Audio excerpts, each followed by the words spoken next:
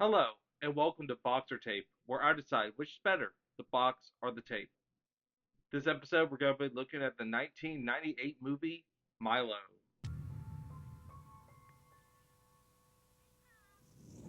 This tape is brought to us by Sterling Home Video.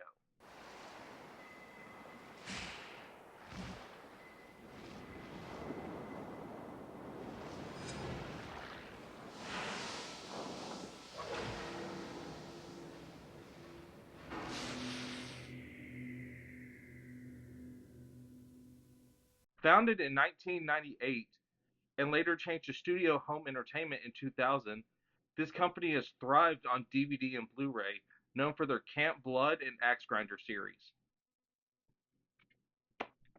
Let's take a look. Okay, let's see this tape from the 90s. First time on this show. Okay, what the hell? Let's see the other side. And again, they just did this to piss me off. How can I display this? Oh, look at that short description. Very nice. Easy time. Now you may ask why I have the top flap up. Well, the thing is, you can't get the tape out. Annoying. So I gotta push it in, and just barely I can even get this thing out. Why are they trying to keep it in? And look at that, no label. Just print it right on the tape. I guess saves cost? I don't know. Now let's try to put this thing back in and never take it out. And look, there's me in the tape. Let's see what we're getting into. In a quiet suburban town, four young girls witness the demise of a classmate at the hands of Milo, a young boy who mysteriously disappeared. 16 years later, the wedding of one of the four girls brings them all back to the place of their childhood trauma, only to have the horrifying nightmare of the demonic Milo return as well. I just want to say off the bat, I did not expect six trailers in front of this thing. Yes, you heard me, six. 15 minutes worth of trailers were ahead of this movie, and I put it in not thinking a thing, because I'm used to my tapes like only having one or two, if any at all. But I forgot in the late 90s, early 2000s, they really packed these things with trailers. With the tagline on the box saying, remember, Freddy and Jason were kids once too, and also the trailer saying this. Tell me that wasn't Milo. It was just some kid. Freddy, watch out. Jason, move over. Because there's a new kid in town. They really wanted Milo to be the next big horror icon. Well, as you could tell, didn't work out. Change the subject, please. I will say though, this cast and crew is stacked, my friend. Very stacked. First up, our lead is Jennifer Joyston, who later went on to be the lead in House of a Thousand Corpses. House of a Thousand Corpses. Antonio Fargas was known for movies such as Shaft and Foxy Brown, but most well known for his role in Starsky and Hutch as Huggy Bear.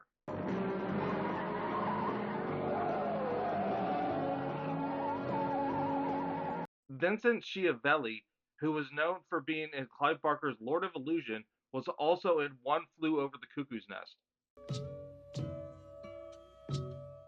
The film also has an early appearance by Mila Kunis, who is known for That 70s Show and Ted, though it was uncredited.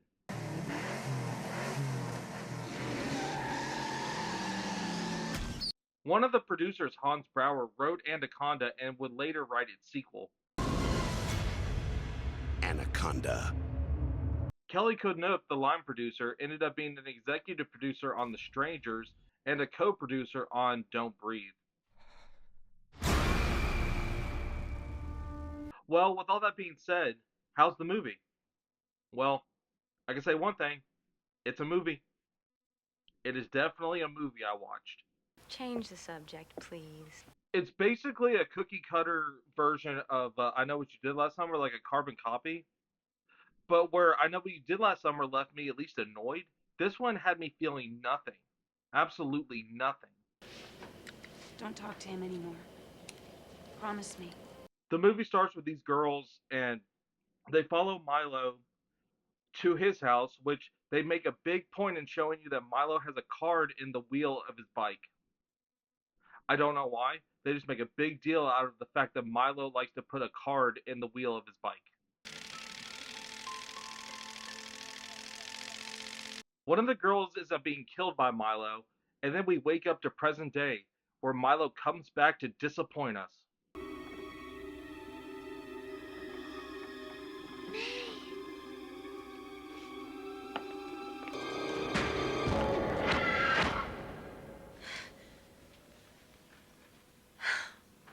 Now, going into this, I didn't expect much. I'd never seen it before. And I kind of thought after a while I'm going to get like a revenge slasher movie that was done in the late 90s, kind of like an homage to Scream, and I know you did last summer.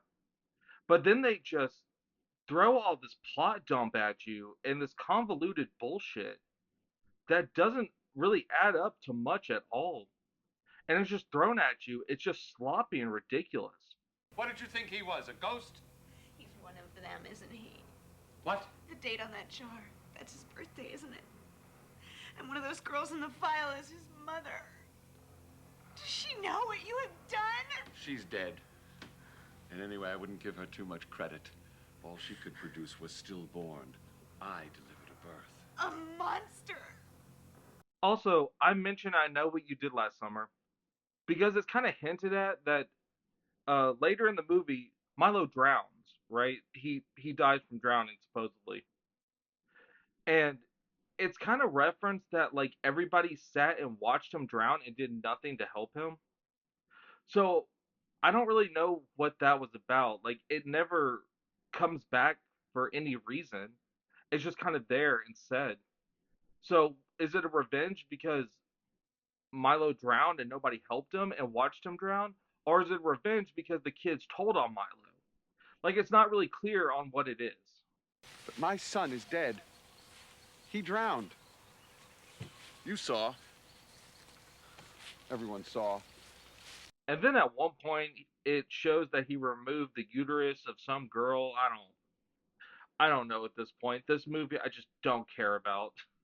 I really don't. This was one of the harder movies I had to write stuff down about because really I could say a lot about it, but nothing comes from it. So it kind of feels pointless. Surprise. It's me. I took out the baby real good, like you're supposed to. But it looks kind of dead. See?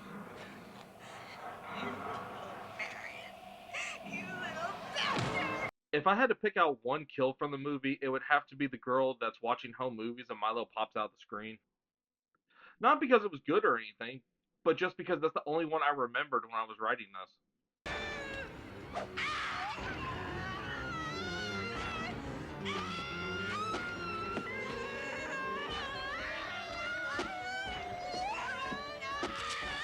And even looking at the characters, I found none of them either likable or they're just bland and they don't stick out. Like I wrote this a few days after I watched the movie, and I had to look at my notes a lot to try to remind me of which character was which.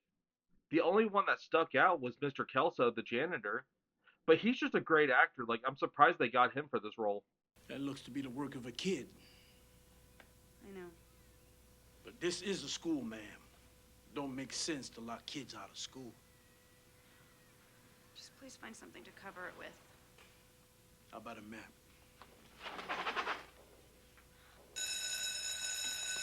But like I said earlier, it's a movie.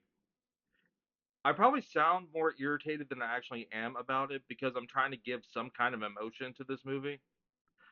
But at the end of the day, it didn't leave me mad. It didn't leave me happy. It left me with the worst feeling that you can have after watching a movie, which is nothing. This is literally a nothing of a movie. And I hate to be this blah about it, but there's just nothing to talk about. Uh-huh. Do you have a boyfriend? I have a fish. So which is better, the box or the tape? Well, this time around, box wins. There's no doubt. If you couldn't tell already, box wins. I think I'm wrong about what I said. Okay, this is why the box wins. Because look at this. It's that ugly, like, shiny, reflective 90s VHS box. I mean, who is that right there? That doesn't look like Milo. That looks like the rats from Rats Night at Terror, like the very end.